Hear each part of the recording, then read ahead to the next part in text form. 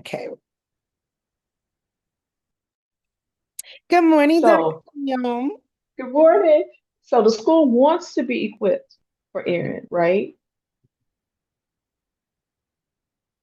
But you always have to look at the reward system in which they operate.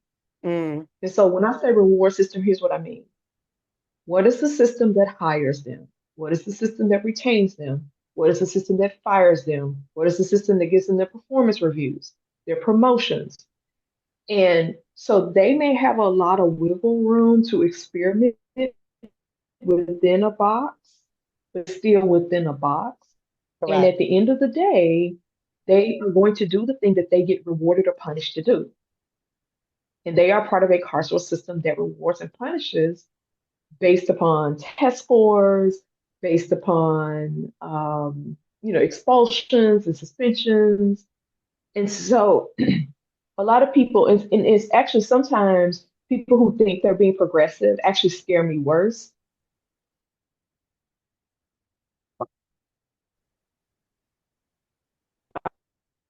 Distance from and not in my child's in school, but they can have dire outcomes, especially if if they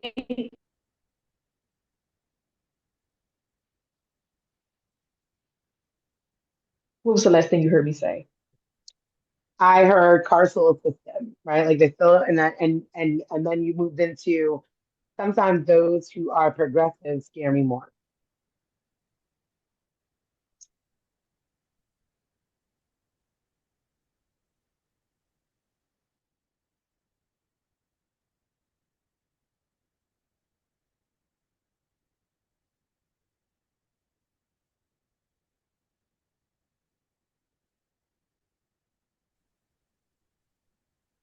Can you hear me?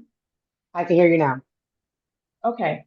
Yeah, Okay. so those who Are progressive kind of hear you more. And I really want to go into that because I okay. agree. Um, you see that in a lot of spaces with the decolonization work that we do, right? And like, and it's not a new thought or an idea, right? We didn't come up with this, Malcolm X was like, the liberal, well, the moderate is, the problem in this country, right? And the moderate of yesterday is today's liberal progressive. And Right. you see it even in their conversation, right? And James Baldwin, how much of your time do we need to progress?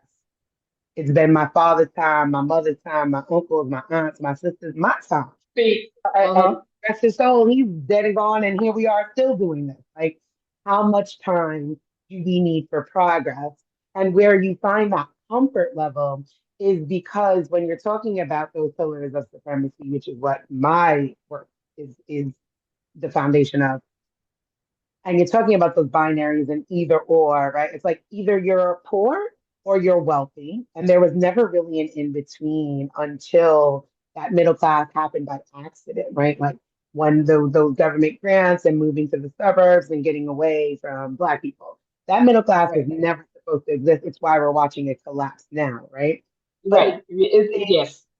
because it was never supposed to be there. It was never Right. supposed to, be, right? Right. Like that's a whole other conversation. But what happens is they're comfortable enough, they're safe enough, right? And you're seeing that scare now. Like that's why the big thing with Kamala, aside from Trump, was like she's here to save the middle class, and I'm like, it was never supposed to exist.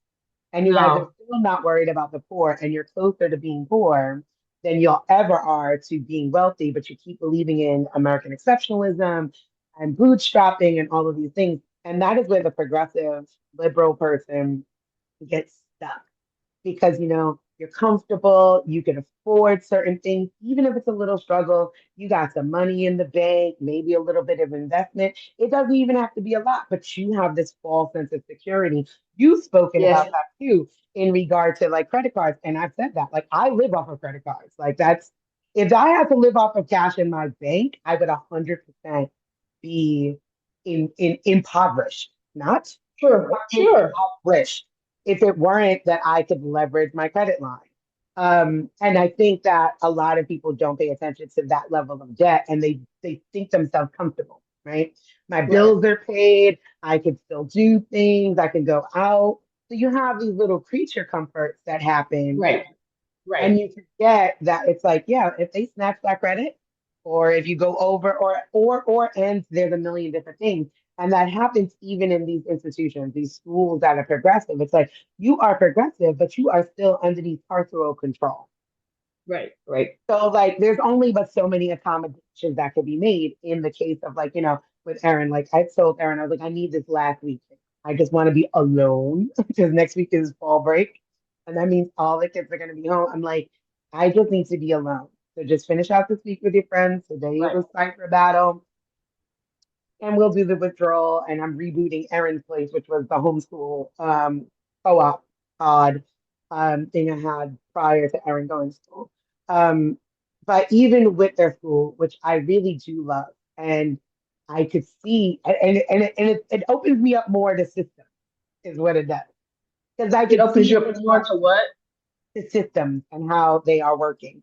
Because I Right. can Okay. see how much they are invested in making this Yes. purpose, right? Yes. Like Yes. they're like, we don't have a hybrid program yet, and I'm like, okay, well, if I could help with that, like, so somebody else's kids could go 2, 3 days a week and homeschool the other. They're willing to allow Erin to stay and do after school programs, so they still have connection to the school, connection to their friends, still have support systems in place. So I can see their level of progressiveness. I could see their willingness that is well beyond a public school that would just be like, all right, you pulled them out. That's it. You don't have no Sure. support. Right. They're like, bring your homeschool curriculum. We can look at it. We could sign off on it if necessary. They're very much working with, but that doesn't change Good. the fact that certain accommodations. Like I can't be there 5 days a week. That's an Right. accommodation. They still got to report those absences. Those are still going to be reported to the government. Right. That's still going to be on their accounts and ledgers and lower their rank because my child needs an accommodation that they can't actually show up Right. in school Right. every single day a week or on time for that matter. Right. Like, so that progressiveness is like, again, it winds up becoming a creature comfort. Well, look at what is Yes. being offered. And those are great things, but we're not paying attention to the system. Because if this was a private school or something that did not have to answer to this entity, to this carceral entity, the truth of the matter is I would just have a hybrid program. Right. Yes. Like if it Yeah. was just a private owned thing, it'd be like, all right, well, bring them 3 days out of the week. Okay, well, you know what? We'll start at 10 to 2. That's a great time of day. You know what I mean? Like, but that reporting and those systems that are constantly on top of them, and nothing rolls downhill like oppression, is now on top Right. of me, which is supposed to have me in this hierarchy on top of my kid. And I'm like, I don't care about that test. But Right. there's no reward to keeping children like that in school. No, there Or isn't. to your point of the reward system, right? There's no reward for that institution to keep children in that need accommodations because, to the No, contrary, when we're talking about the businesses of America and how you and I all started with accounts and ledgers, these children are liabilities to the system. they are. They bring their numbers down. They bring their numbers down. Bottom At the line, end of the day, they're just numbers. that's it. And it's terrible, right? I've been writing on Substack about decolonizing your parenting because I just kind of go through my own life journey and just share where I'm at with it, right? And so I'm going through like decolonizing your parenting, educators, parenting, parents, caregivers, whomever. Like these are the steps that you could take if I'm really a solutions oriented person and action steps, et cetera. And the feedback that I've been getting, like, oh, I'm an educator and like this is so necessary. This is how you take the joy from teaching as well. Because nobody's going into teaching for the money. Right. And that pressure, right, like of needing to perform, to constantly produce is exhausting for teachers too, right? Like I'm like, if you want it, be in solidarity with the parents. We should not be doing homework. That would also lessen your load. Right? That would Yes, lessen your load. If you stood with us, if you wrote letters, like, no, because why should you also? Like, yes, respect my kids' time boundaries, but right. yours should be respected too. You should walk out of this school and go home. You should. And the thing is, teaching, see, this is where like it gets real twisted on social media. And I really detest most teacher accounts, quite frankly, because there's a fundamental understanding that is not being addressed. And that is, and I don't want to assume that they don't know this, like, because I don't know if they know it or not. But if you ask them why they got into teaching, they would say, to work with kids. But that's not why you're a teacher. You're a teacher because the system needs for you to do certain things. You are an agent of that system first. And to get on social media and not acknowledge that point and then go straight to, well, these kids can't read at this level. First of all, why the fuck are there levels? That's one thing. And second of all, with their parents and it starts at home, you're missing the point. You're missing the point that your energy, your labor has been co opted by a system that has turned you into an agent. You are ops, right? The system is using you as ops. And the system is saying that because of the things that I am requiring you to do to say that you are teaching these children, you cannot have a meaningful relationship with them. So the thing that like one of the things that's missing from the conversation is about the like why aren't you lamenting the lack of connection with the kids? And I Right. don't mean saviorism because I did this for the kid. Like I don't mean that. But why aren't you lamenting the fact that what you have to do every day actually interferes with your having a real connection with them? And so a lot of those accounts I just zoom right past because I cannot stand to listen to it because they are not speaking to what their role is within the system and how the system is using their labor to disrupt relationships between Mm. them and the kids and disrupt And relationships at at home. home, right? Like, because that's what I was talking about, even like with the homework. I'm like, you're not going to do things that make it more difficult for me to connect with my No, kids. I'd rather play Twister. Okay. no. Um, I have 5, 8, and 12 at home. And, we're talking about even in preschool, like the daycare, what I would call daycare is now called preschool. They were trying to like, oh, well, we're working on, letter A. Oh, I'm not having a parent teacher meeting for a 4-year old. I'm not doing that. No, no. I'm not doing that because what you're then trying to do is bring me into that same Right, system so I right. can then be the enforcer They're trying to of use you the an overseer. system you are indoctrinated into for the overseer. And I'm good on that, Right, right? Like right. children don't even like the interest to read doesn't even spark until 8. And I definitely believe in literacy. This is not that. I'm Mm-hmm, an avid reader, I'm a mm-hmm. writer. Like I believe in education, not indoctrination. There's a huge difference. So when my child wants to read, one, we have a plethora of books. And I do mean all sorts, all types, full print, small print, long story, chapter books, all of the things Sure. at any level. So this way they could grab anything, right? Like to your level point. You can grab anything. You want to go grab women who run with wolves. I do that. That's Do fine. that. You want a Bob's book? Do that. Just grab Right. it. Get curious. What are these words? And really, for me, the first storytelling, I empower them to tell me their own story. Grab the book. Mm-hmm. You tell me a story, especially if it's a picture Right, book. Why the hell do you have to tell somebody else's story? I want to hear their mind. What do right. you see? What's going on in this picture? What's happening? And for me, that sparks more of a reading and the imagination, and that is education because they're coming up with their own story and they're empowered to do that. With AI now, you could literally like type in something and they could write their own book.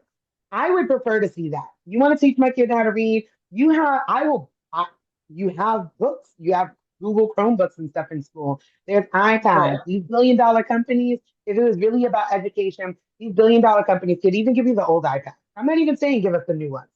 They could Right. afford to give all the fucking schools iPads and still live They a could. very comfortable life. I'm like, you could teach these kids new technology. Why are we still printing out paper Yeah. and sending that shit Yeah. home? I'm like, save the earth. Don't send me that shit because I'm not even going to open up Right. their books. Uh, like this could have been an email. That's how I feel about certain things. I'm like, this could have been an email. What are we doing? And so there's Yeah. just like so many things. So I'm excited about going back on our unschooling, homeschooling journey and what I'm doing with the revamp of Aaron's Place, which I talked to you about last week. And I'm definitely going to be tapping on you since you are amazing and already started a school for your kid and been there, done that, and you have the experience. I am going to basically write out curriculum that centers neurodiverse kids and life skills because I'm much more concerned that my autistic ADHD child knows how to live in a world, right? Yes. Yes. Can you get up and feed yourself even when you don't have hunger cues? I know you don't.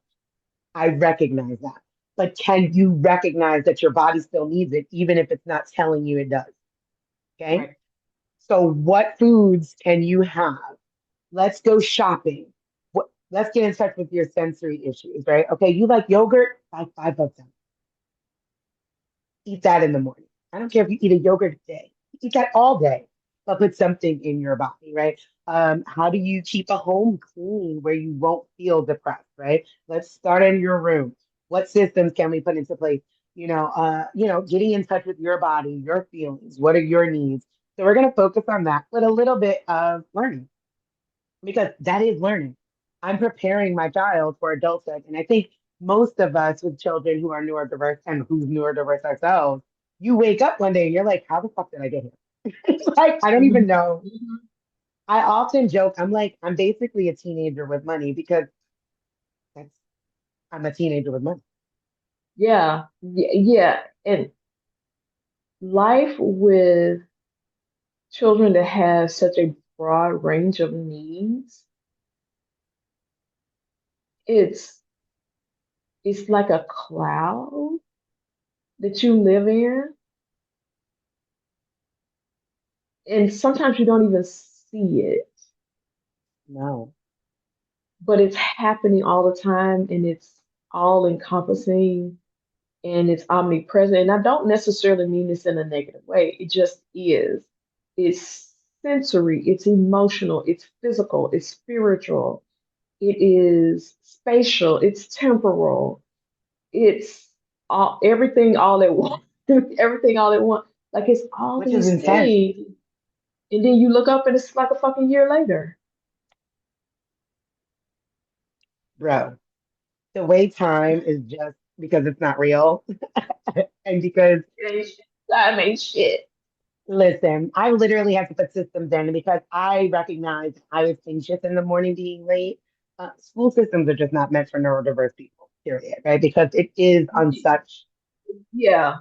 and I Yes. don't set Yes. alarms. Like I get up when my body gets up. If I wake up at 4 in the Yeah. morning, that's when I'm up. If I woke up at 7 in the morning, that's when I'm up. I trust my body to do what it needs to do. And I raise my kids like this too, right? An alarm is a foreign concept. Like people are doing this, why are they? Yeah. But I realized in today's technology, right, we love all of the accoutrements. I don't have a clock in my house. Mm-hmm. So I just kept asking the listening devices, like, hey, what time is it? Hey, what time is it? But then that means I have to actually remember to ask it what time it is, right? And that Mm-hmm. is like, that could even be too late. So I have a smart TV. So I downloaded a clock app. And now in the morning, I turn on the TV, I put on the clock app. So it's 70 fucking inches of clock. So we can all pass it and see. And I'm like, at 8 o'clock, like you need to be brushing teeth, right? That is the max time to brush teeth. Mm-hmm. And it's been helpful. We're still not on time, and I am okay with that. But it has been better. And what it has reduced is the fussing in the morning, right? Me having anxiety to try to remember to ask this damn listening device what time it is, realizing the time, them still not knowing the time or having, the Hmm. idea of what the fuck time is because it's like, okay, you asked maybe 10 minutes ago what time it was. What time is it right now? Does not mean the same thing. So we're finding all of the systems that kind of make it better and we move within them. And that's like the best Yeah. thing. That's like the best I can offer, right? I don't think that Kieran is going to be in school next year either. He's in third grade right now, and he loves his teacher, but she moved from second to third grade, and he's already like, damn, I hope his butcher comes to fourth grade. I'm like, buddy, let's prepare now that Miss Butcher probably will not be moving to fourth grade, right? Because transitioning is difficult for neurodiverse kids too, very It is. It specifically is. It autistic is. It ones. is. The transitions can be challenging. Hmm. Um, So we're starting and now for yeah, 6 so months that's from the now. thing. So when I first started out, knowing that I wanted to work a business, I started out with the parent coaching. And one of the things that let me know that that wasn't my lane is I was hesitant to tell people that they should pull their kids from public school. Oh, And I was hesitant because I understand that people's resources are different. And I also understand that to make that suggestion, it introduces a whole other different kind of stress. that's And I also understand that you have to be so uncomfortable that you can't see any other way. correct. Like when I And called you so crying. like, like when I I called was you thinking about you, but crying. okay. Because like let's talk about our own experiences, right? When I call, I'm like, the light is out in their eye. I have to pull Yes, them from school. It is when now time. It is, it we're is done. We undeniable. hit an impasse. There is no more light in their eyes. I gotta pull them out. And you have, and the thing is, I understand that because you have to be able to see it in a way that you cannot look away from it.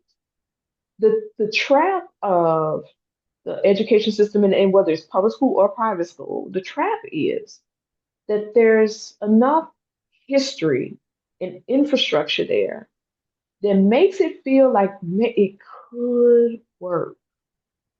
Yeah. But what was happening with people that I worked with is in pre-K, in kindergarten, there started to be problems. And the thing is, if there are problems in pre-K and kindergarten, they're probably going to be replicated and expanded or amplified the older they get. Correct. Because there is no reason for these people that I work with to have the kind of problems, their kids to have the kind of problems they had in kindergarten. It's just not necessary if it were a system made for kids. But because it's not a system made for kids, like regardless of which, like where you, if you're on the spectrum, whatever, where you are on the spectrum, because it's not made for kids, it starts to show its edges very quickly with some people. And those edges get only more and more frayed as they go along. So the challenge that I had in doing that, like it was heavy emotional work because people had to get to the spot. And like this is not a criticism. Like people had to get to a, especially if they had other kids in the school system that were doing Hmm. okay. People had to get to the point where they were just so unbelievable, like undeniably uncomfortable. Because what that means is if I'm going to do something different, I have to reorder my life. I have to rearrange it so that I can offer curriculum and do this. And I didn't feel like I had the authority or the right to tell people that. And quite frankly, I will be honest with you, I still don't. If I had to do it all over again, I probably still wouldn't tell them that because it is a huge commitment to It take your is. kids out of school. But I'm going to say that one, I want you to stand in that authority because you've done it. You know what it takes. So you'd be the best person to guide people on that. I would 100% say take your kids out of school. And just because I build community, what it's really about is yes, it is impossible when we're living in an individualistic mindset. It is Yes, impossible. yes. That is the thing, right? But it's like, so let's say, like, so it's me, right? And I'm like, okay, I'm home. And so Right. what I did was I reached out to a friend who I know is a chef. And I'm like, I need you to do a cooking class because I can't fucking do that. I don't even want to cook in my own house. Like, and I reached out to another friend, and I was like, hey, I would like to know a price on your dancing, right? To move your body. Hmm. The person who is a chef, she is also like certified in somatic yoga movement. So I was Hmm. like, ooh, I like that idea even better. You don't have to double up. And then she was like, ooh, let me call this old person because apparently there is a company that gives resources for like yoga stuff, like here's some yoga masters and other things. And that is community, right? I'm not going to do this by myself. I cannot possibly even Sure, one child. sure. But what I can do is I could leverage all my resource, right? Instead of like, I love your word and I use it now all the time, extraction, because it's fucking delicious, right? I don't extract resources. I Yes. source resources. Who can do these things, right? So now I have, and what I'm going to do is in this final quarter is I'm going to have Erin, and because my life is online, I'm going to have Erin help me build out this curriculum. I like It's that. called Erin's Place. Thank you. And it's literally created for them. And with that in mind, I'd like them to be a part of it. And it'll get implemented in 2025. And then what I will do is I will sell that curriculum, just like other homeschool curriculums. Like here's a decolonized, neuro affirming curriculum. Do that. And part of the part of that curriculum, part of the instructions on how to implement that is signed community, right?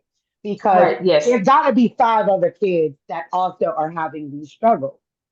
And where are Right. you sending your kids? So, how about those five come here? That's how you do Sure. that. If I don't have, you don't have the ability to do that, girl. I can't stop. I can't get out of capitalism. I talk about that, and we understand. Like I tell my kids straight up, school is free daycare. Okay, so act right and don't get kicked the fuck out because 'cause mommy has to That's work. right. So let me Free say this. childcare. So here's the thing. You are already primed to receive this message. Mm. So it is everybody can't receive that they have to do something different. This is true. I mean, we find that in this work all the time. That right Um, to comfort is got people in a yes, chokehold. and particularly, well, I don't know if particularly, but I can say like my experience working with Black families, especially if they are accomplished people, Oh, that is a this is you're supposed to do this, Black excellence this, do do do do do do. Do. So so um so yes, there's something that they should be told, and there's there's a process that has to happen in which they buy into the idea because there's a that's part of the deconstruction. issue. It absolutely deconstruction because part of the issue is the resistance, and the resistance shows up where they're trying to make the system, they're trying to deny how this thing actually works over here. Oh yeah, no. I mean, the talented tenth. That's what I call those Black people. I'm Hmm. like that. My family, the talented tenth Negroes, right? All really well accomplished, like own condos and shit in Harlem way back in the day. They are, the Maryland Black people, right? Like that mid-range, they are the talented What tens. they call the Gold Coast or Yeah, girl, I can't. But I'm like, all right. My father feared from that because of systemic issues and drug abuse. So I grew up poor, but they are definitely the talented 10th Negroes. And I love that for them. But Black excellence will kill us, right? Like, I'm like, it is killing us. Yes. I will celebrate black mediocrity at this point. I'm good. I see us out here, black women with 6 and 7 degrees, and I'm like, sis, what the fuck has that got you besides an ulcer? Yeah. Yeah. Because And it keeps then, going. and it keeps going, and white women will get up and do exactly what you're doing with me, my 3-page Canva template, and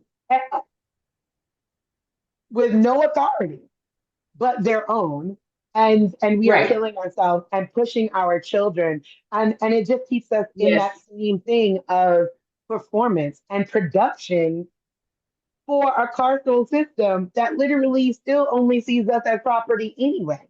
And don't get me wrong, Right. because I celebrate, like, yo, black women are the highest educated in this country. We are, homeowners and all of those things. But to your point of the deconstruction is what are we, whose measuring stick are we defining as success? Right. Yes. Right? So for people who That are is where I'm at listening with to it. this, for Yes. people who are listening to this, Black women, but not just Black women, but anybody, like you got issues. So this is part of the priming process. Mm-hmm. If there are challenges in pre-K and kindergarten, and you think it's about a particular teacher or a particular situation or a particular principal, it's important to look and see how these things are connected to the system. If Very I much. take them out of here and send them somewhere else, is this going to be replicated at another school? And so then you have to take a hard look at what am I doing here? Is the point for them to learn how to do ABCs, or is this the point to construct a life that they want to live? And so then that becomes part of it. Like, well, why are we here in the first place? Is this just for status? Is it just for this? Like, but then none of that has anything to do with the kid. And Right. so part of me not telling people is like they kept wanting to make it work. Um, and also I realized this is not my lane. Like I just didn't want to. It's just the emotional And it can be labor that is simple just too. Yeah. It's yeah, just like you like the said. emotional weight is just heavy. Because they're gonna fight tooth and nail until the kid gets to a certain age, and then it's like you got to do something about it. But for if people are listening, please take this as if things are happening in pre-K and kindergarten that is disrupting your child education and disrupting the household, they probably should not be happening. There's enough adult supervision and enough adult authority in the situation where they could find any number of creative ways to have different outcomes. They're not finding different ways because they don't fucking want to. Because it's across the board. So, Like, so again, so so just so people know, like let's just be very clear. And it does require, if you have to start thinking about alternatives and solutions, like it does require your own ongoing deconstructing, decolonizing process. Because otherwise, you'll continue to try to make things fit that don't fit. But in order to think about like what you're saying, you're not going to try to do this by yourself, right? Because you understand how this is going to succeed is going to right. be through community. There's so much when people's children start to have challenges with the school. There's a lot of shame, there's a lot of isolation, the individualism kicks in. It's like, oh, well, they're failing. No, that's not the story. Like you can rewrite the story, you can reframe the Correct. story. And so the story is like, this is not a good match for them. This can't work for them. So how do I bring in all these different people or different entities, like, whatever mutual arrangements, so that we get what we need and they get what they need. Um, but this is Yeah, this whole process is really about opening yourself up to the possibilities. And you can't open yourself up to the possibilities without being vulnerable, right? Because what you did last week, you were being very vulnerable. You were saying, hey, look, this is where I am, this is what's going on. You have to be vulnerable, you have to be open, you have to be receptive, and you have to suspend your ego. Like Yes. your kid's life is not about you. It's just not. That's it. And Wait, we not gotta you get the fan. specifically, We gotta get the not you fan. Because specifically. Yeah, no, yeah, that is yeah. very get the fan, Where's get my the fan on napkin? that one. That was a preach And, moment. and I mean, Because your kid's you, the life is not collective. about you. It's the universal No, you. It's really about them. And we need to really like, and you're right, is to receive that message, you have to already be in a space of willing to deconstruct and unlearn all that right, you've known, right? We underneath this belief, right? Like our children are part and parcel of, right? And the truth of the matter is like most of us will be forgotten in 3 generations. Like that's they are not you. You will not even exist in their worlds right. forever, right? Like so, like teaching them, guiding them to to empower them, right? Like part of that plan in Erin's place is empowering them for self advocacy, right? Like that's one of the core tenets and core components of the curriculum because they need to know that they have to self advocate. Like how you said, like here's your step one. My thing is step two, like is you have to do the deconstruction, right? Like You do. in this series where I'm talking about it, what we're talking about is the interconnectedness between parent and child, right? We can't be saying, "Oh, I'm going on a deconstruction journey," or "I'm going to be anti-racist parent" or anti whatever it is parent without censoring them. Children are the most oppressed group. Period. Point blank. Yep. So if we're not empowering them, which empowers ourselves, we're really just not even doing the work, right? We're still taking authoritarian steps with prettier words, with therapeutic language, right? Like we're just saying, like, I need you to regulate your body. No, I need you to know what the hell's happening in you.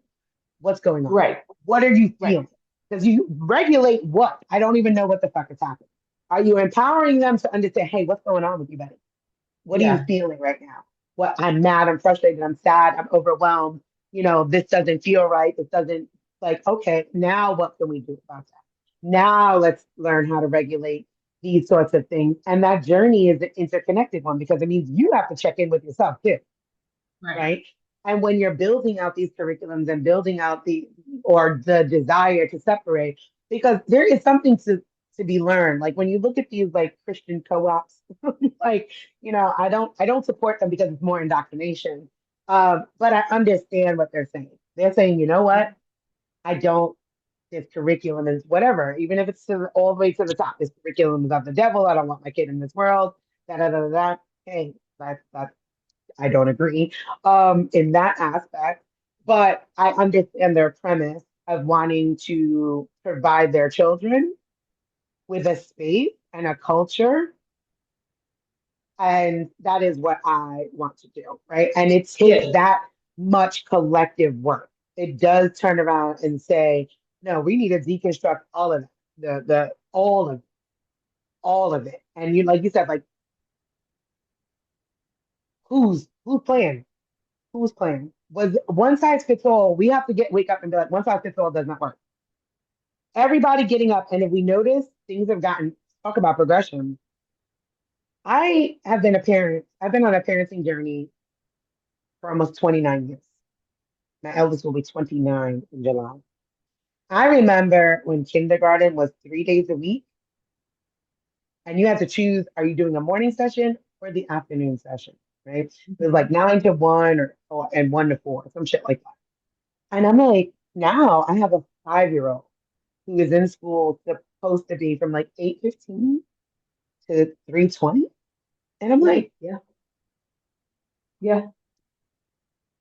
and we've come into agreement with it, whether it is active agreement, like, yes, senator, mayor, governor, president, ombudsman, whomever, or where we are silent and complicit. It's still an agreement Right. where we are not Yeah. It is pushing never. back on that. we are still aligning and agreeing with that. And you have to wake up and say, I no longer agree. I no And they longer try to agree with send that. homework. And they try to send homework.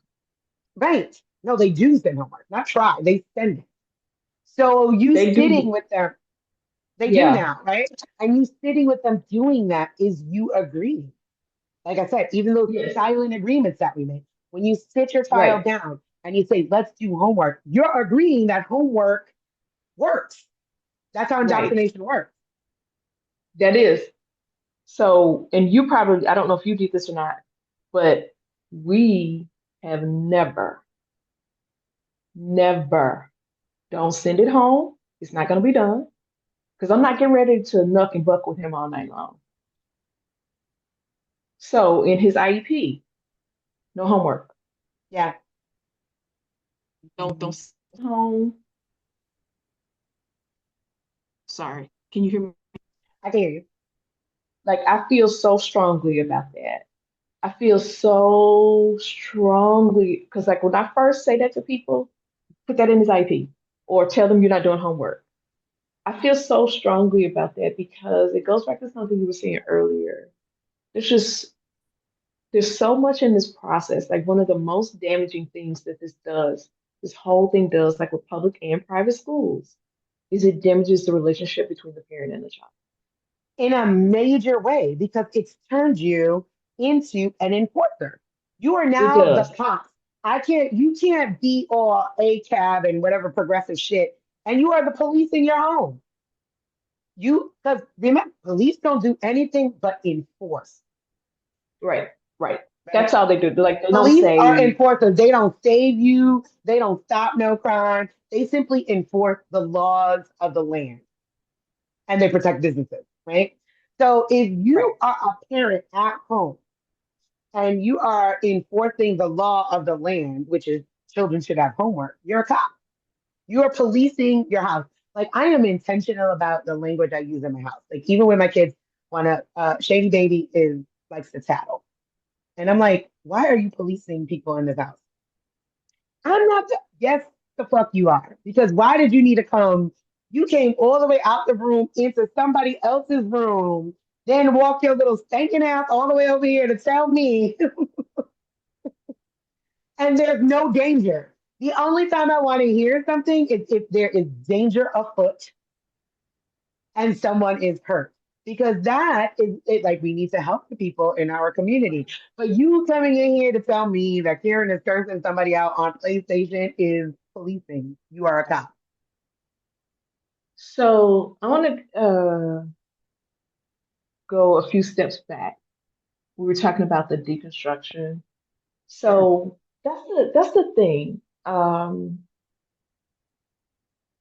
whole thing about the children is not really, it's about the children, but the children is the subtext, so to speak, or the context. It's the context. Okay. The children and the education is the context. Because I think it goes back to what you were saying about what we agreed to. And I think you and I, you know, like a year and a half, almost 2 years talking to each other, these conversations and this type of activity in like your Substack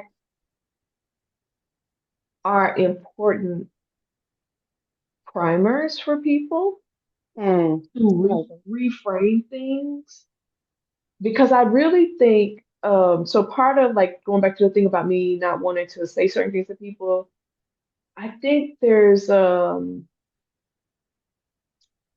path you have to walk in order to be prepared to hear something.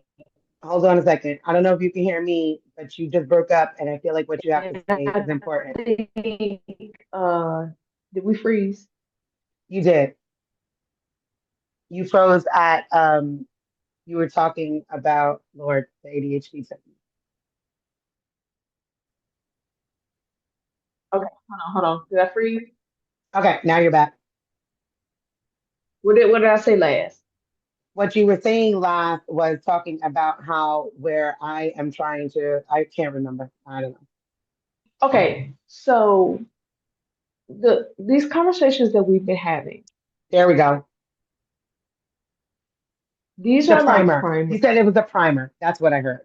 These are like these conversations that we've been having and the work on my Substack is the Yeah, primer, and that's kind of where it started breaking up. because a lot of people haven't had access to these conversations. And I know you can go on social media, you can follow people, whatever, but this is very focused and brings a lot of things together in a meaningful way. And when I was coaching people, the idea of like these decolonizing practices was like the first time they had really encountered it. Mm, And so the conversation that you and I have and this the conversation that you have with other people in different spaces inside your group, in your Substack, these these are very important primers to to to just crack open some possibilities. Uh, because a lot of what we live in is a lot of shame about who we mm, are and what we do and how we operate. yummy. And Yes. so it's really hard to get out of that and to not blame yourself for it, especially when you feel like your kids are failing. Right. And also the way that it's framed to you when you go to the school, it's framed that there's something wrong with your kid, ergo there's something wrong with you. Yes. And so the only pushback on that is to clamp down on your kid or clamp down on yourself or both, or get mad at the teacher. Those are the options that you have. Doesn't leave you many. It doesn't leave you many. And so it's really hard to step back and say, wait a minute, is this even designed for success? Like there's no room for that conversation. And again, this is why I get mad at like educators being on TikTok and other social media talking shit. Is this even designed for success for this No. kid with this particular set of needs? And so the work that we do, that we've done here in just cracking open certain conversations, I think is so important for people who may not have even made the connection that their decolonization, their deconstruction is connected to what's happening to their kid at school. You and I, because like this is a space that you and I are comfortable in. And Correct. also it's a space like I that has baptized me because I had to figure out something. Um, but everybody is not starting in this place. So these conversations where we can talk about their deconstructing, their decolonizing process makes it possible for them to see a different reality for their kids, right? Because I can't, I, I can't think about my own decolonization, my own deconstruction without thinking about my child's decolonization and deconstructing. Correct. And actually, it was because I saw deconstructing opportunities for him that I started to examine my own life. Those things are not separate. And so I think the service that you provide people is showing how all these things connect and providing like an opening for conversations where people can make those connections. They can see that, wait a minute, this shit that's happening at home to our family and being able to pay our rent or whatever, that's also connected to how my child is being treated at school. Right. Because it's creating workers, right? And one, I want to say Yes. thank you. I appreciate that because when I first started doing this work, not this specifically dealing with supremacy culture, but when I first started doing, um, I was a spiritual counselor, right?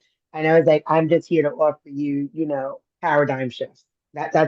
I'm going to give you this, you do with it. And I still see myself as a guide, not an authority, right? I don't like Yes. um, the placement of like, I'm an authority on this. No, fam, I'm Yes. walking this with you. I'm happy to be the leader. I got the torch, Yes. like, Yeah. yo, come on up out of the cave. But I'm not an authority because when you claim yourself to be an authority, in those sorts of ways, using that language of colonization, you also believe that you have no more to learn, right? And Yes, I'm yeah. literally sharing my journey as I go on as well. Yes, I have authority in certain aspects of my own life, right? I have taken authority in my own life. I am aware of what's happening in my own life, and I'm watching it work in my own life. So if I've already done it, I can help you do it too, right? Which is Hmm. exactly why I'm like, okay, like what I've done is I started doing lesson plans. I'm like, you know what? If I'm going to share this, here's a lesson plan. Put that in place. You know, oh, this is what I do with my kids for the equinox. You can do this with your kids too. Because if you can do Hmm. it for one, you can replicate it for many. And that is, those are those steps. You know, like how you're talking about, like step one is at least willing to have a conversation. That, hey, like if I were to name step one, it would be step one is acknowledging that there's an issue, right? Something is awry. Like Hmm.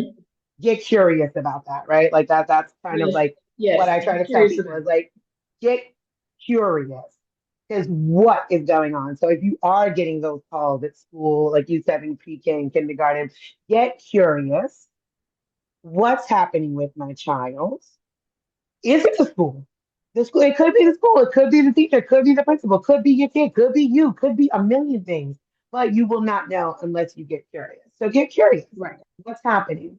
Right. And then take it that step further in your curiosity instead of, like you said, blaming the kid, blaming yourself. Oh, I'm just not so smart. I wasn't smart either. Then get curious the level up. What system is this feeding? Right? Like, what system is my child? And then find your marginalization, right? Like you said, where my connected points is. What? Okay, I got black kids. Like, so what? What role does my black ass kid play in this system? Like, what system does this feed if my black child is considered a failure, doesn't listen, challenges authority? What system is that feeding? Is that going to feed the prison pipeline? I'm good. Okay. If you have a poor child, no matter like without comparison, if you're white and poor, well, what? Okay, well, they know that this child is also going to go to prison, right? Like, what challenge these systems? Right? If you're indigenous, get out and how can you guys expand on more reservation schools, right? Or even like find creating your own kind of learning system. But that curiosity is the first step, right? Like what's really going on here? Like, is my child just not wanting to listen? Or are they tired? Are they hungry? Because these Right. systems separate them from everything. The idea, I'm watching it in my own home because, like I said, I have three children at home and I have four kids.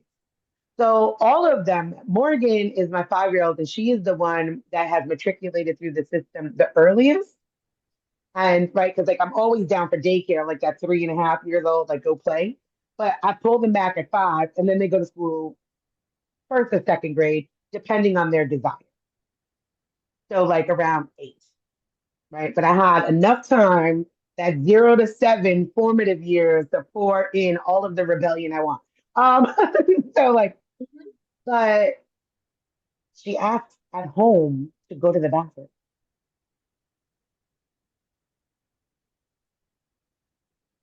And I want to cry, like thinking Right. Because that a few the minutes ago, 5 year old, you were just talking about a few minutes ago about working with Aaron about interoception and listening to body cues. So in another environment, they're taught to not listen to their body cues. is separated. You can't be hungry. You can't go to the bathroom. So I have to go to the bathroom now, but either I have to raise my hand and like I've always been like, like I said, I had a kid and like I was like, walk out. I've never been walk out, walk out. This was junior high. Walk out. You don't need to ask any. You are not in prison. And I remind them. Actually, we had a conversation in the car. I'm going to start like recording us in the car because they were like, "Damn, we only get 20 minutes of recess." I was like, "Damn, prisoners get an hour on the yard." Kieran, the 8 year old, he was like, "Prison is crazy," and I'm like, It "What's is like it crazy?" literally looks like prison. It's the same thing. I'm like, "What's crazy is you, as supposed free citizens, get less time outside than incarcerated individuals. That's what's crazy. And you're at school longer. Right. So like that is the curiosity to pour into your children. And then like the step two for me, which is what I've been talking about and implementing into my Substack, is parallel systems. Because I'm not saying we're all gonna get together and start fucking braiding flowers in each other's hair, right? Like that's not how Right. community works. It still needs guidance, it still needs governance, but we need to That's be right. in tune with ourselves enough to provide the governance that that specific community needs, right? Right. One thing that supremacy culture has handed us is this one size fits all model. Yes. So even when we go out to say, I'm going to do this homeschool, it's supposed to be like, oh, well, everybody's homeschool needs to look like this. No, because you're still not meeting the needs of your community members. So you have to build Right. those parallel systems. Like while you're like those conversations I'm having with my kids, like you're going to school, they still know that they need to honor their teachers and be respectful, not because Sure. they're Absolutely. not because they're authority figures, because fuck that noise, because they're fellow human beings. Right. That's And right. we treat human beings with kindness and decency. And we meet them with curiosity. So they, Yeah. for me, the world are your peers. We're not doing hierarchy. You're going to honor that and recognize that you are inside of a system. Like I teach them that, right? That's that parallel. Because what we're trying to do is create a world that we, as the parents or the adults of this time, will not exist. We will not exist in this world that we are helping build and curate for our children. So Right. we need to empower them, Right. right? Like if we're talking about like how I'm saying, like I'm happy to take the torch and lead the way, but I want to pass the torch. Right. So I can't be an No, and authority then, over my kids either. you were talking about like, the one size fits all. The thing Hey, is, like, and it's like step three. Hold on. capitalism. Step three Oh, okay. is Oh, go ahead. no. I'm just trying to think. It's coming off the top of my head. And then the step three is building and curating that community. Mm-hmm. Because you Mm-hmm. need to know the people in that community and their needs. Because even with me, where I want to start something or reboot Erin's place, and I'm like, it's not the one size fits all. Oh, neurodiverse kids. Okay, it's neuro affirming, which means I want to know what those kids' needs are. And I don't want to tell them. I want to sit with them and I want to ask them, what do you need? You tell me Discover. what you need. Back Yeah. to the Discover it curiosity, right? together. Right. Let's discover what you need and how to meet those needs. Because people always say, oh, I'm just trying to help or I'm helping. You're not fucking helping me if you don't know what I need. And you can't help Right. me if I don't know what I need. And then if I tell you what I need and you don't give me that and you give me what you want to give me, it's not help, right? Like, No, that's not him. That's saviorism. right. That's not fucking, I'm telling you what I need, right? Example, and then I swear I'll turn it back over to you. Morgan, and this is why I love the school. It goes back to why I love the school because they do meet things with curiosity. And you could see they are trying to work so hard against this carceral system, but you're still underneath it, fam. So we got to go. But Morgan tested, again, it's weird, but they were going to say that she needed tier 3 reading services. So we had a meeting. Tier 3 reading services is like, for those who may not know, is like, that guided specialized reading. Here are your letter Mm-hmm. recognitions, phonics, sounds, et cetera, et cetera. Right? So remedial reading, what it would have been like, I don't, because I don't know what the fuck, it's remedial reading for our generation. I am Gen X. So, but we were having the meeting and I appreciate her teacher was like, hey, but let's also keep in mind that Morgan was in transition. She was moving, she Mm-hmm. got booted out of the last class. So, she was moving from that class to this class. There's some transitions going on at home. Another child has been introduced into the home. So there was a lot of transitions happening for Morgan. We're talking about kids at 5 taking tests on computers. She's like, sometimes they just tap it and be like, I'm done. So they Mm-hmm. retook the test and she's fine and back on the thing. And I was still able to have the conversation of like, I need you guys to know I'm not concerned about my 5-year-old reading. Like, let's start there. She's Yeah. 5. I'll worry about that at 8 when the brain development is actually there. Like, Right. Right. other than that, we're just having fun in school, right? Like, and Right. and because she's curious about it. Again, back to that. I'm like, So I involved Morgan in it. I'm like, Morgan, I noticed that you are interested in learning some letters. Would you like to come to the store with me? And we go to the dollar and the quarter store and we can go get a letter, like the alphabet line. Hey, let's write down things. I did this even with my first kid. I got it from the color purple. Remember when she was teaching Celie how to read and she put sky in the window and did that? I did that. I was like, okay, girl, I love this. So like refrigerator, stove, that's our quote unquote homework, things Right. that interest them. And that's part of building those parallel systems, right? That's where you get all three of those steps brought together. I got Right. curious. The teacher remains curious. Why would she need tier three? So we discovered what was going on, right? We're building the parallel system. No, I'm not going to be doing homework still, but this is something that this kid is interested in, incorporating that child into it and doing the quote unquote homework. It's still learning, it's still reading, it's still going to further their education and their learning journey. And then that community building and curating that community was about being curious, finding her needs, and actually meeting her needs. Her Right. needs, not the carceral system's needs. Right. Right. Right. There we go. I'm Not done. the company that sells the textbooks or the reading program. My child's needs. Yes. No, There we go. I can appreciate that. Well, related to what you're saying about like parallel systems, inside of this race-based capitalist system, one of the things that we do, and this we kind of get tangled up in this like as like small operations, trying to compare ourselves to this, is we have this sense that for something to be successful, it has to be mass produced. Mm, mm, mm, mm. And I You don't know what think you that can is, mass right? produce. What's that? That's that bigger is better, right? Yes. It's the quantity Yeah. over quality pillar. Yes. Yes. Yes, it is. It is mass production. It is treating us like cattle.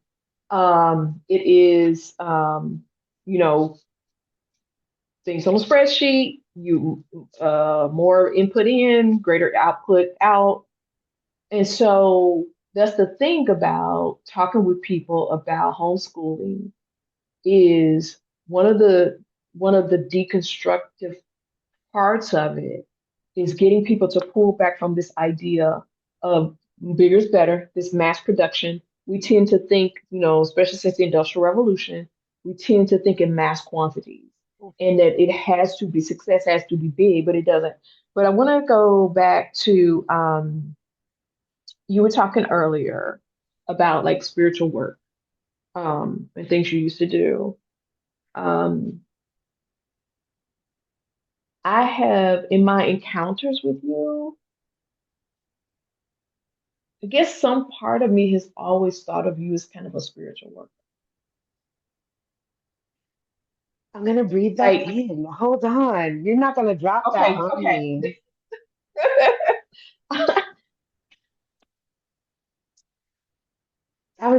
Thank you.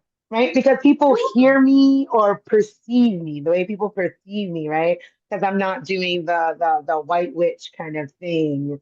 People, but like if you look around my whole, there's like crystals all around my house, in my yard. We do everything I do is from spirit.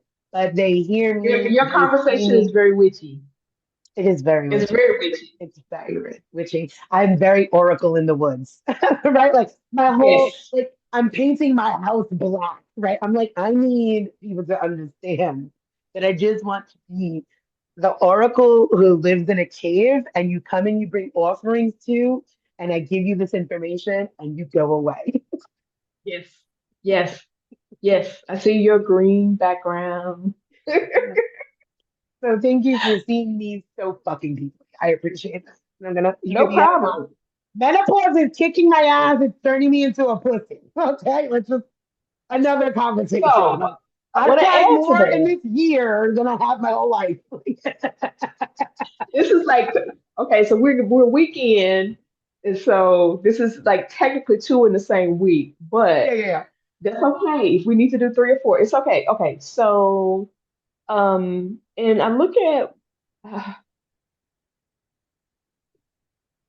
So we talk a lot about like the need for healing or whatever, Mhm. but the things that we have talked about provide, again, just think about the whole primer thing, provided, because this is like not just healing people's healing families. So it's a Mhm. path. This is very deeply spiritual work. It is. All the conversation about the ledgers, the balance, like this is deeply spiritual work because what we have done is we have positioned it in a way that is very practical for people and that people can access it. And people come to healing, like they come through healing through tarot cards and energetic conversations about energy exchanges and all that. I got But those too. also, you come through it by somebody simply reframing something, Mm. providing you a different framework for it. And so, what I want to say is, I hear something with the work that you're doing with Aaron's Place and this new phase of life that you're in with this offering this hybrid model. You are uniquely positioned to support families in a way that they have not been supported for. And you are uniquely positioned to usher in a paradigm shift in within like certain communities. Um, and that the work that you do with Aaron's Place, the work that you do with communities that will be touched by Aaron's Place is deeply spiritual work. And I am excited about the ways that you are going to experience yourself through this work. Okay, prophetess. I'm excited about it. Okay, prophet. I'm gonna Every take now, that every word. now and then, yeah, I yeah, see every you now and then. too. I see you too. You need your big hat, sis. Surely you did not just grab my hand walking out of church and say, I have a word for you, sister, because I'm a take that. And I'm going to receive that. Hold on, hold on. You're gonna have to Where repeat your that church because I at? just dropped my earbud laughing. Hold on. Okay, prophetess. I'm gonna take that. That was okay. That was right on time. Look, I wrote down notes because I want to make sure I didn't miss this. But I heard what you said. I was laughing and dropped my earbud, but I heard what you said. I want to acknowledge that. Um, yeah, this is um, this is something. This is something. This is something, and this entire journey has been something, right? Because in a world, like you said, that values the quantity over the quality and the mass production, finding my niche, right? I'm like, and I'm like, I don't fucking want a niche. Like this is not a niche business. Decolonization is a spiritual journey. I'm like, I don't want to fucking sell It you is. I don't want to sell you a decolonization candle. No, you know what? And it's And like, I'm but gonna it and this is forces you to, it forces you to try to find, and I'm like, you know what? Decolonization is my lane.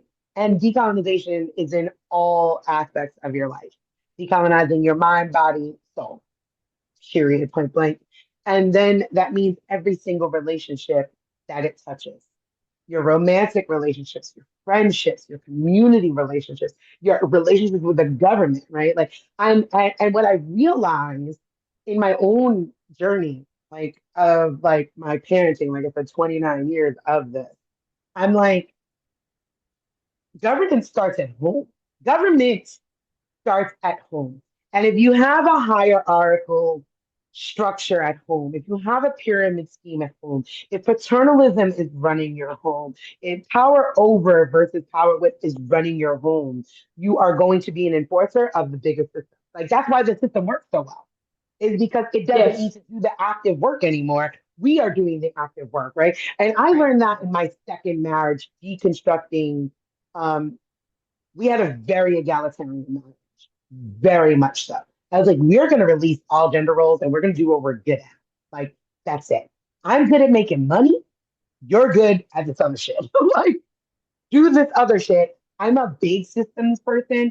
I can't do the day to day. The day to day makes me want, it feels like it's killing me. I can't explain that. Mhm. But the day to day, I have to figure out what they're supposed to fucking eat 3 times a day for like the next 18 years. I have to get up every day. But my husband was great. Like it brought him joy. But the stress of like bills and this and other thing, it like kills his soul. Like I'm depressed. Like, and I'm like, that's fun. Let's go. So like deconstructing that relationship is like I really realized it really does start in the home. It really, really, all of that shit that you ever heard, right? Like, children are the future. Everything starts at home. Yes. And so does the indoctrination into carceral It systems. does. It does. It does. And if the I, indoctrination starts at home, so does the decolonization and deconstruction. it does. So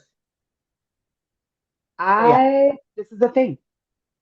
it is a thing. And it is a thing like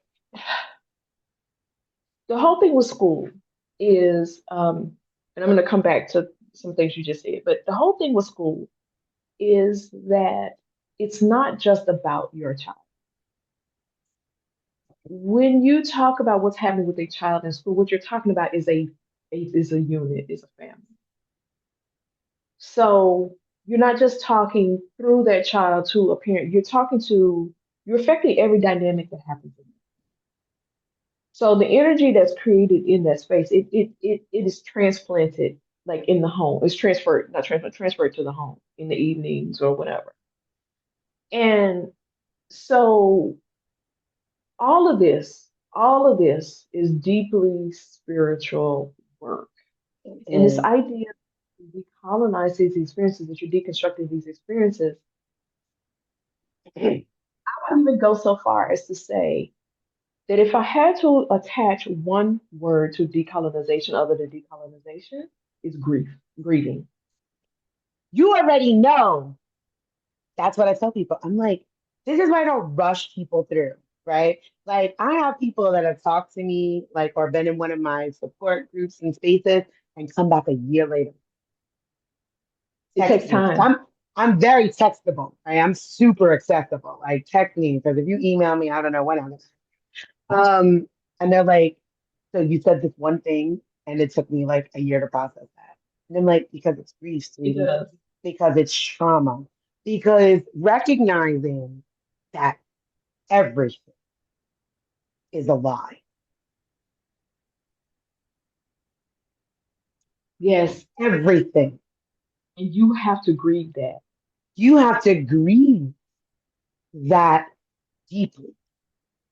And when you recognize that, and then recognize all of the intergenerational epigenetic trauma from this lie, right? Then you have to grieve that. Then you get to open up your eyes to understanding your parents, Right. right? And what you said was abuse, which absolutely was, they Sure. saw as protection Yes. from a carceral system, whether it was Yes. because you were poor. So if you were poor and white, right? Because I always say that XY access, like classism impacts white body people the way racism impacts black body. So if you were poor and white and you were forced to assimilate, speak better, code switch, because all of that shit that we learned as black people, they did to move up in the hierarchies of whiteness. So if you were forced to look thinner, dye your hair blonde, I'm loving watching white women go on their curly hair journey. Like, yes, girl, yes. I'm sorry that you thought that you were supposed to be straight dead hair and blonde forever, right? When you see how they went through their whole, your family's forced a nose job on you, or your eating disorder. Wait, it wasn't me. It was a system thing. I was supposed to uphold this Aryan beauty standard. And then because they were so traumatized and violated, they imparted that onto us.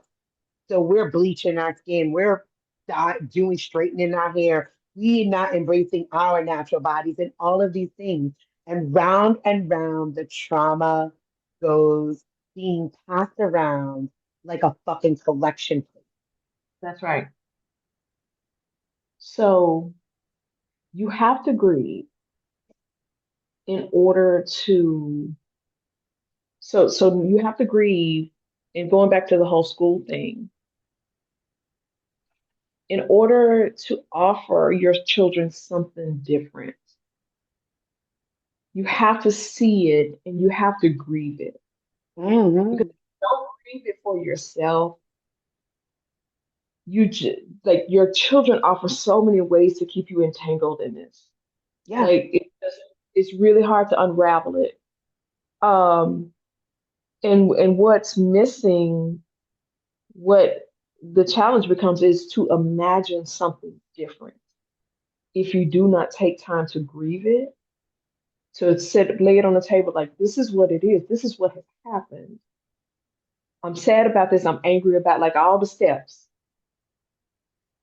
in order to imagine a homeschool, in order to imagine a deschooling or an unschooling process, you have to first grieve or be in the like it doesn't like it, to me it's an ongoing thing. You It have to is. have you have to be willing to enter the process of decolonization and deconstructing in these kinds of ways in order to imagine that you can offer them something that works for them. And that is one thing that I discuss when I'm talking about supremacy culture. I'm like, white body people are so fucking unimaginative. Like even if you watch the dystopian movies, I'm like, in a world where the entire government and everything has collapsed, you still fucking dream of oppressing people. And oppressing people that look Still like do. you. In The every single one of sci-fi community is one of the worst. it's absolutely horrible. I'm like, you could literally imagine utopia. So government is collapsed. We are only here as one human race, and we could create any fucking world out of dystopia, and you still find ways to rape people, oppress people that look like you, because they often leave us out of sci-fi. And I'm like, cool, leave me out of your dystopian fucking jack Right. off. Like, because you're replicating these systems. And that Right. is part of that process. Like, even when we're saying this is all collapsing, we could create whatever we want, you replicate a system of oppression. When the truth is, equity does lie at the bottom. Equity lies in building those parallel systems, in saying, like for me, I have a quarter acre in Atlanta. It's not a lot of land, not a little bit of land either. And I'm like, okay, I have a cottage, and I'm like, I could fit three more 10 by 12 sheds here, right? And I told my kids, I'm like, when you turn 13, I will buy each one of you, right? So like Aaron's looking forward to that. I'm like, you turn 13, I'm running a kibbutz over here. Like you turn 13, you get one and you learn your life, right? Like that's what that looks like here in Oregon. And they can stay here. But that idea, back to reimagining, sounds like poor to them, which is crazy because you're co-opting poverty now. Now it's cool to live in a van. It's cool to Right. live in an RV. It's cool, but you made fun of us in a trailer park. Yeah. And now Yeah. you're making tiny home communities that are $300,000, which are basically trailer parks. Yeah. Yeah. Yeah. Yeah. The Yeah. fucking trailer park, the fancy trailer park. Okay. My mom lives in Right. a trailer park. I know what the fuck. Yeah. You can't run a trailer park past me, and I don't know what the fuck a trailer park is. I know a trailer park when I see one. So it's all of those things. Like, how do we reimagine equity? How do we reimagine actual education? Like, we're looking at the collapse. We're looking at the collapse of capitalism. It's not sustainable. It's not How will sustainable. how will you eat? Food doesn't come from a grocery store. How will you Yes. teach your children? Like we got a glimpse of how free we could be and have a parallel system during COVID. We got a glimpse and they shut that shit down. And they shut that shit down because it was beautiful. Wait, we don't have to get up and go somewhere. We could be at People breaking home. damn sourdough bread and knitting. It is power, and that's a parallel system. I'm not saying It like it's showed gonna us go that it's away. possible. It was a possibility. And they recognized that we saw that it was a possibility. We saw that you could afford a UBI with people getting $600 a week of unemployment. We saw that. We saw the possibilities. We even saw the earth replenishing herself. We Air did. The animals quality was weren't. getting better. The animals weren't afraid Animals, to come in. yeah, animals were coming out. I'm like, that's it. If y'all pay attention, because that is the possibility of reimagining a world, even with parallel systems. Like right now, it's not going to happen. We're not going to start bartering beans for butter. I mean, some, but you know what I'm saying? Like, but that is what it could look like, right? Like It those could. buildings could go away. Land could be given back to the indigenous for them to take over. You could still work at home and earn money, but back to your word, they don't have to extract every single Endless. fucking part of your life. If you are Right. working all day and then supposed to come home and do homework all night, when do you sleep? Fuck, enjoy, Right. knit, read a book. Fuck again. Fuck again, Yes. girl. So, so I I'm need gonna that. wrap this up because I want to Oh yeah, yeah, yeah. Oh my god, I off forgot the the fun. recording. Um, so go back to the school. Back to Um, and tying everything that you were just saying. When there are challenges in kindergarten, pre-K, I think it comes down to the like the kids can tell us so much. When there are no. challenges in kindergarten, it's a resistance to this system. Yeah, they know. They're resisting. Their bodies are saying, no, I can't do this. It's So not supposed rather to be than this way. read it, yeah, rather than read it that way, the way we're reading is, oh, I need to go to school, I need to fix it, I need to talk to the teacher, I need to da da da da da da da da da da da da. I have said this many times, and I want to be careful about this because this is not his job. But my son is one of my greatest spiritual teachers because he forced me to be curious. He forced me to Yes, be, yes, he didn't force me, yes. but the situation forced me to be curious and to be open and to explore possibilities that I would not have explored. Like I would have come up with some intellectual way to explain. Yeah. So if somebody who's 4 years old, 5 years old, 6 years old is is having there are difficulties that are happening around them in school, another way to read that is that they are asserting their autonomy, that there's an act there's an act of resistance happening there. It's saying that this system does not work for me, and here's how it doesn't work for me, and here's why. So there's a whole thing that we could, if we went back and looked at expulsion reports, we could read them in a whole different way. And Hmm. so the point is that the listen to what the children are offering. Listen to what they're offering, and um, it tells us a lot about our own deconstructing, decolonizing Yeah, processes yes. because they are attempting to decolonize even in that resistance. I want to dare to say they come into this world decolonized. Yes, right, right. We put They that come on there. in with an intrinsic knowing because, like, I don't think that you're wrong for saying that. I shared that my eldest and I are estranged, but I would not be the person today that people are lauding up like, oh, this is such great if it were not for her, right? So she challenged. I would say something and she'd be like, you can't fucking say that, mom. Why would you Yes. say that? Yes. And I'm like, what do you mean you can't say that? I'm boomer light. I tell people that all the time. Like who I am today and the mother that they get, these three get, is 100% due to the challenging that my Yes. eldest did. Right? She would not, and I respect her and I appreciate her for that. And what that takes is the willingness to listen. Maybe one day she'll realize I actually did listen to you. She may not feel like that Sure. now. I don't get to tell Sure. her she experienced me, but I can say that our children are 100% our best teachers if we respect them enough to listen. They're gonna tell you what they can and cannot do, right? Because even her, I pulled her out of high school. Yes. It's like I can't do this anymore, and I was like, they left. Right. So they are providing us. When we think about what they need in terms of homeschooling, unschooling, deschooling, there's a whole way that we could read their school experiences that tell us so much about them, but also tell us a lot about ourselves. Yeah. Yeah. All right. Cue Whitney Houston. I believe the children are future.